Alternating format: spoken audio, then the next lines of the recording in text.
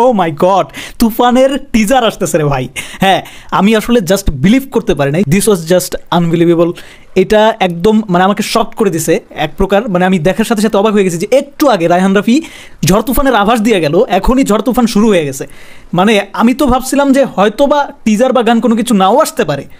আমি জাস্ট ওটা কথার কথা, আমি জাস্ট ওটা ইমাজিন থেকে মানে ভেতরের একটা অনুভূতি হলো এরকম যে হয়তো আসবে এরকম একটা কনফিডেন্স চলে আসছিল, যার জন্য সবার সাথে একটু আগে একটা ভিডিও শেয়ার করলাম। এখনই ফেসবুকে ঢোকার সাথে সাথে দেখি রায়হান রাফি একটা পোস্ট করেছে, সেই পোস্টটাই আবার শাকিব খান করেছে।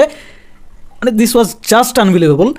এমন একটা লুকে শাকিব খানকে দেখা যাচ্ছে, হোয়াইট কালার স্যুট কোট পরে একদম 90 দশকের গ্যাংস্টার রূপে, হাতে একটা সিগারেট নিয়ে শাকিব খান। ও মাই গড, কি লুকটা ছিল!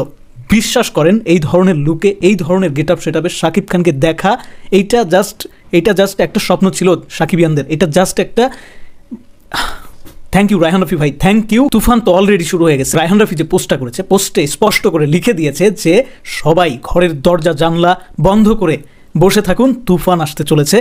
যদি কোনো ক্ষয়ক্ষতি হয়ে যায় তাহলে কেউ দায়ী থাকবে না, তুফানের কর্তৃপক্ষ দায়ী থাকবে না। বন্ধুরা, ব্যাপারটা আসলেই অ্যামেজিং। এখানে স্পষ্টভাবে উল্লেখ করা আছে যে তুফানের টিজার আসছে। বলেছিলাম না এর আগের ভিডিওটাতে, ইভেন কয়েকদিন আগে একটা ভিডিওতে বলেছিলাম যে 7 দিনের মধ্যে আসতে যাচ্ছে তুফানের বিগ ধামাকা ফোরটেস্ট, অথবা টিজার বা গান টাইটেল ট্র্যাক যেটাই বলেন, একটা কিছু না কিছু আসবে।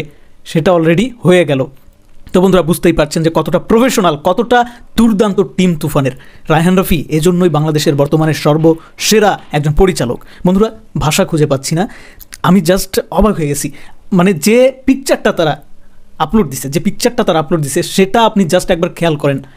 এই ধরনের লুকে, এই ধরনের গেট আপে বাংলার কোনো হিরোকে দেখাতে পেরেছে সম্প্রতি সময়ে কোনো ডিরেক্টর?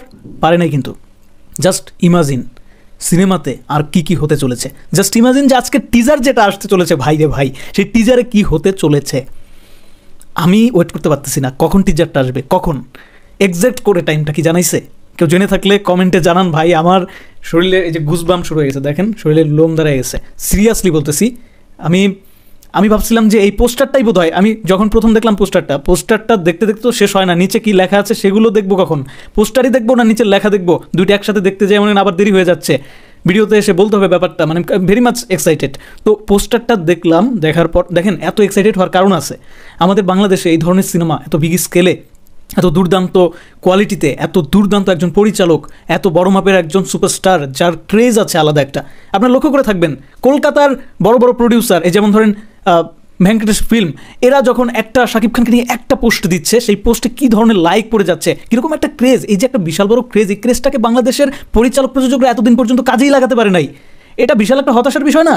এটা বাংলা সিনেমা প্রেমী হিসেবে একটা দুঃখজনক ব্যাপার ছিল না আমাদের জন্য? তো সেই জায়গাটা থেকে আমরা ওভারকাম করতেছি, সেই জায়গা থেকে আমরা উঠে দাঁড়াচ্ছি।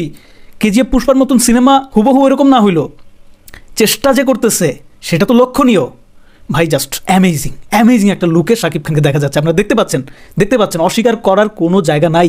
গ্যাংস্টার ধর্মী সিনেমার ক্ষেত্রে যে ধরনের লুক, যে ধরনের ফিজিকে হাজির হতে হয়, শাকিব খান কিন্তু সেটা করে দেখাইছে। জাস্ট ইমাজিন করেন, সিনেমার শুটিং এখনও চলমান, সম্পূর্ণ শুটিং এখনও শেষই হয় নাই, অথচ সিনেমার টিজার চলে আসতেছে। ব্যাপারটা জাস্ট একটা কল্পনার বিষয় ছিল এতদিন। আমি বলবো যে হ্যাঁ, অনেকেই কিন্তু গুজব রটায় বেড়াইছে, অনেকেই কিন্তু বলছে যে তুফান আসতে পারবে না কুরবানি ঈদে, তুফান আসবে না কুরবানি ঈদে, দরদ আসবে, হ্যান ত্যান কত কিছু। তারা কোথায়? সিরিয়াসলি বলতেছি, ডেডিকেশন থাকলে, শাকিব খান, রায়হান রাফি একসাথে থাকলে আরও অনেক কিছু সম্ভব। Just wait and see. আজকে টিজার আগুন ধরে দিবে, আজকে টিজার পুরো ফেসবুক, ইউটিউব সব কিছু, ইন্টারনেট জগৎ তোলপাড় করে দিবে। বন্ধুরা, জাস্ট ওয়েট অ্যান্ড সি। আমি জাস্ট ধন্যবাদ সবাইকে ভিডিওটি দেখার জন্য।